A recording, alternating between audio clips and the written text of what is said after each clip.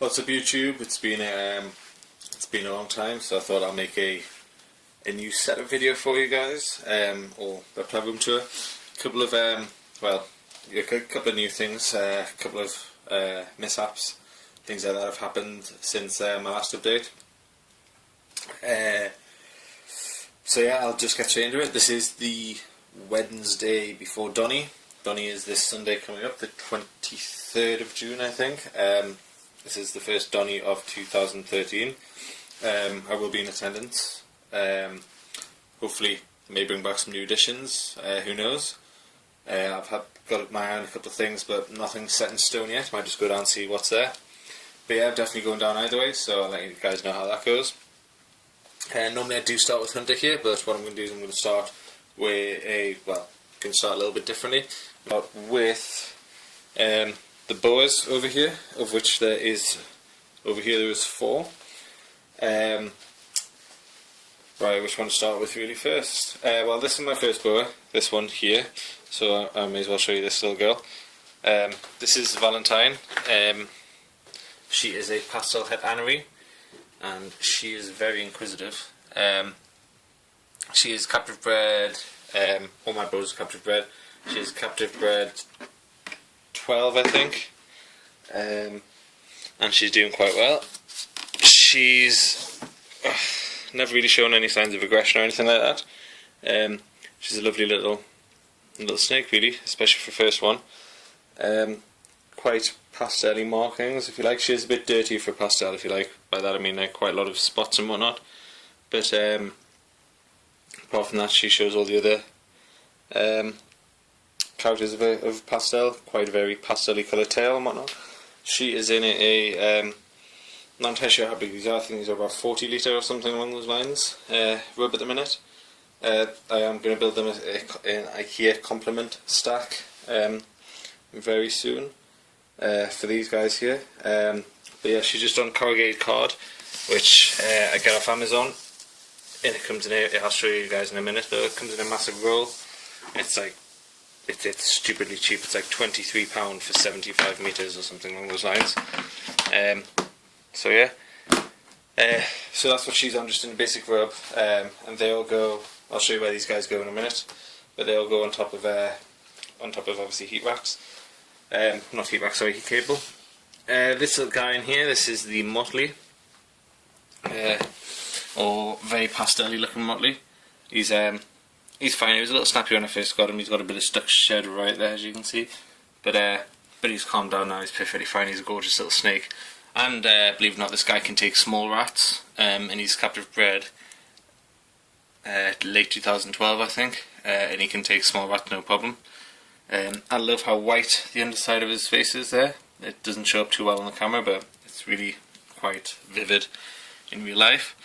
Yeah, same again, he's on it. It's not as tall as Valentine's rub, or tub, or whatever you want to call it, but it's the same floor space size, so it's about 40 litres or so. Again, corrugated cardy stuff, water bowl, and it makes for a very happy snake. And obviously just a little small hide for him to hide in.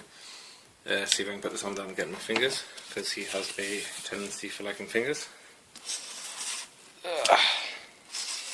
There we go. So yeah, again, same thing, well ventilated rub, lots of vents above the water on the lid there. Do that on all of them, and that's just obviously so the humidity can get out of there from above the water if it gets too warm. Reduces the chance of RI through a high humidity. 3 holes at the front, 1, 2, 3, quite big ones, about the size of pencils. Actually, quite a bit bigger than pencils. 1, 2, 3 at the back, about the size. Oh well, they are drill bit holes. On Valentine's, however, she's got quite a few holes, and she's got about 16 of them in the front, 16 of them in the back, and then obviously the ones on top.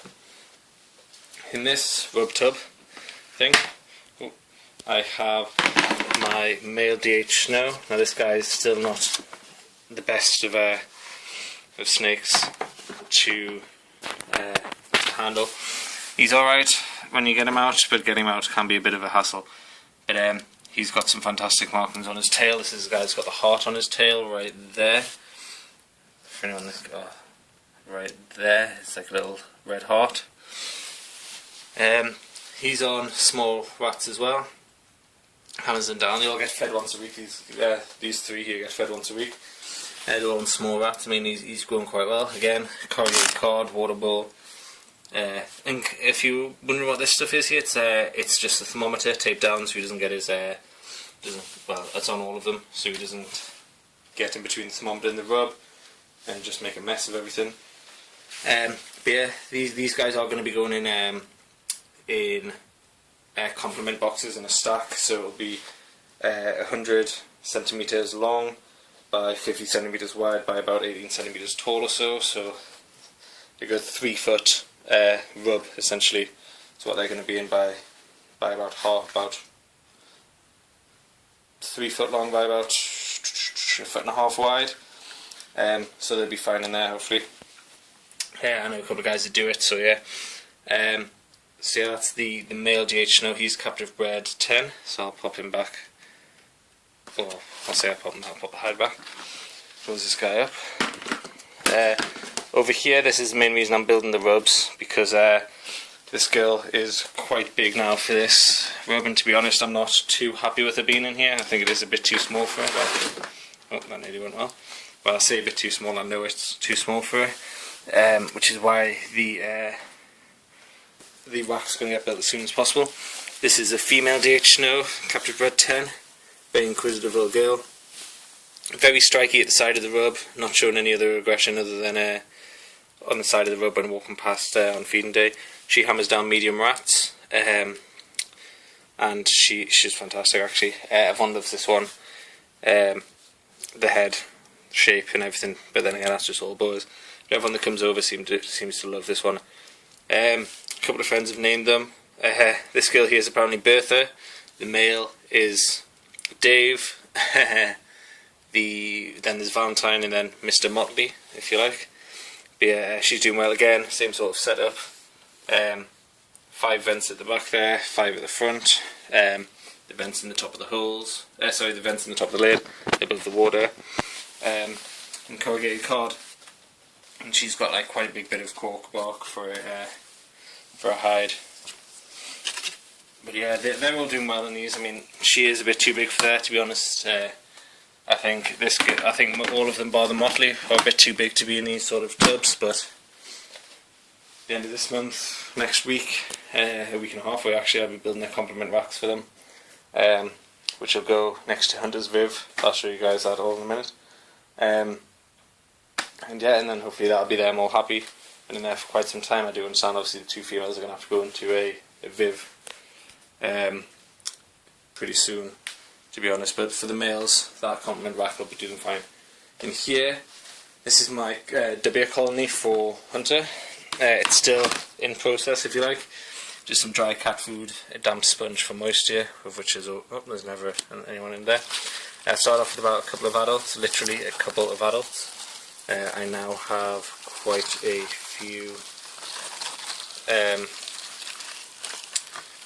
few babies at least, and they're just kept on porridge, oats, stuffs as substrate, and then with obviously these egg cartons in, and obviously dry cat food, and a sponge with some water on. These get salad and oranges about once a month or something along those lines. Oranges are good for them breeding, but it apparently reduces their lifespan, so it's just once a month I give them, but it does boost the breeding. I haven't fed off here yet because there is no way. To be honest, Hunter would demolish all of them instantly if I would have fed her food her them now. So yeah, onto the girl herself. Now there was a mishap with her glass. It accidentally, I don't know if you guys can see it on the camera here, but it got chipped here and then it just decided to crack all the way up, and then it goes down and all the way along to the end here somewhere along here, up there, all the way to the end. But they've been laminate glass, or laminated glass, as you can see there. It's two pieces of glass with a bit of rubber in the middle, a bit like a windshield. It is staying together pretty well, or it is staying together, and it's not on the outside, it's on the inside of the 2 panes. So yeah, that's I'm just going to have to keep like that for a while. There's nothing on the inside, nothing on the outside that she can catch herself on, so it's more aesthetics really than anything else. It still does its job as a pane of glass that slides. Here she is. She is still in shed at the moment, so she's a bit patchy if you like, but she's doing really well. I'm really happy to have kept her longer than the standard year they seem to survive in captivity, due to improper care. I don't know how many of you guys are aware of that, but it's very rare for a bosque to make it past its first year in captivity. I've had her since 2011. It's now 2013. She was captive bred 2011. Captive farmed, sorry, 2011. So she's in March 2011 actually, so she's 2 and a bit now. About 2 and 2 months. Or 2 and 3 months, sorry, it's June. But she's doing really well in here. A couple of changes in here. I've got a bigger log there, which, even though she's not a boreal, she does still attempt to climb it. A log there. She still has her massive basking spot, but I've also put a log in there that she can get a full body on, and these are all underneath the very dirty glass. It's no longer a par that I use now. I use a mercury vapor bulb. Essentially, that gives off heat. It's 160 watt. It gives off heat and UV, which is why it's slightly tinted green in there, or how the camera is picking up green. Sometimes it'll be green or purple on camera. It does depend. But those mercury vapor bulbs, I highly recommend them. They are pretty good for heat and obviously for UV. It's all in one bulb. They're fantastic for turtles. Good for big enclosures like this. It keeps the temperatures up, and obviously gives a basking site for her. So she's doing pretty well in there. I decided to attempt to bury her cork bark tube, so she had a bit of an underground, if you like, burrow, but she decided that she didn't want it buried and took all the soil off it. Which is fair enough. It's her enclosure. She can do with it what she wants as long as she's happy. She's pretty lazy. I mean, it's about 1 o'clock now in the afternoon, and she's just decided to crawl out of there, even though the temperatures over here are spot on and the cool end are spot on. She still decided just to wake up now. The lights go on from 10 till 10, so it's a couple of hours after sunrise for her, if you like, that she's got up.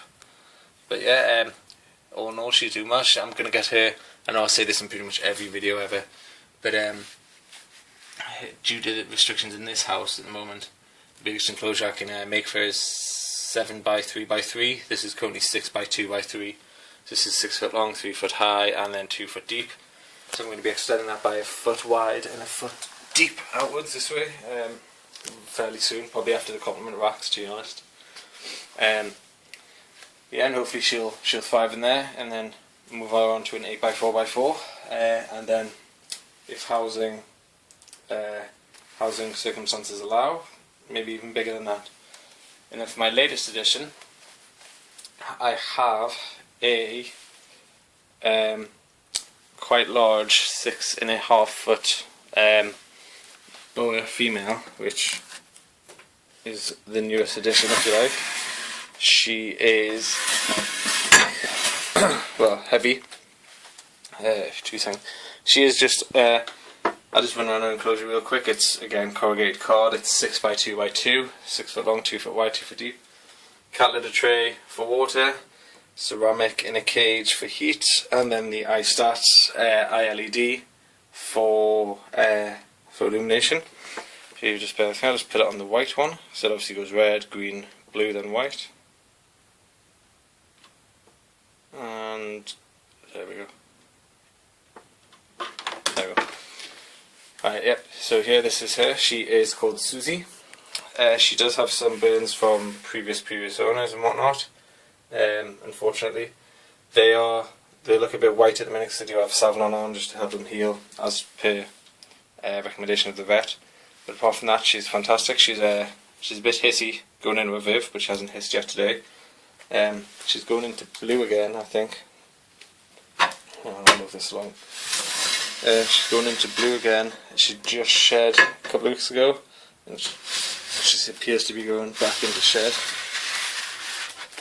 So her eyes have gone a bit blue, but she is she's fantastic. I'm not going to get her out due to the fact it takes 2 hands. But she's about 6.5 foot. and just really tame for being burnt and whatnot in the past, but she's quite a nice scale.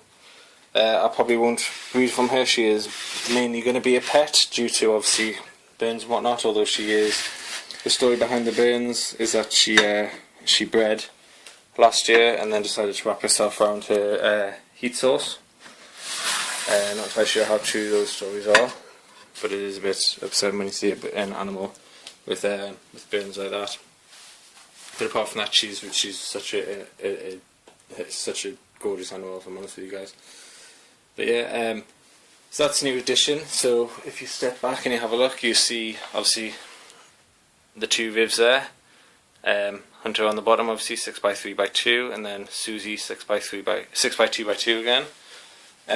On top of here is where the boas go with their heat cable. Then there's some bricks here and a bit of corrugated card again, and that's on top of that goes the W box, and that is right on top of the ceramic, so that's where they get their heat. Just had to go on top of two bricks and a bit of corrugated card because it was getting quite hot in there when the ceramic was on. But yeah, so until next time guys, I think this will be it until Donny, with Donny being a couple of days away. So yeah, I'll keep you guys updated with what I get from Donny, if anything. If not, I'll make a video on what was for sale and what I thought of the Donny show. So yeah, until next time guys, thanks for watching. Bye bye.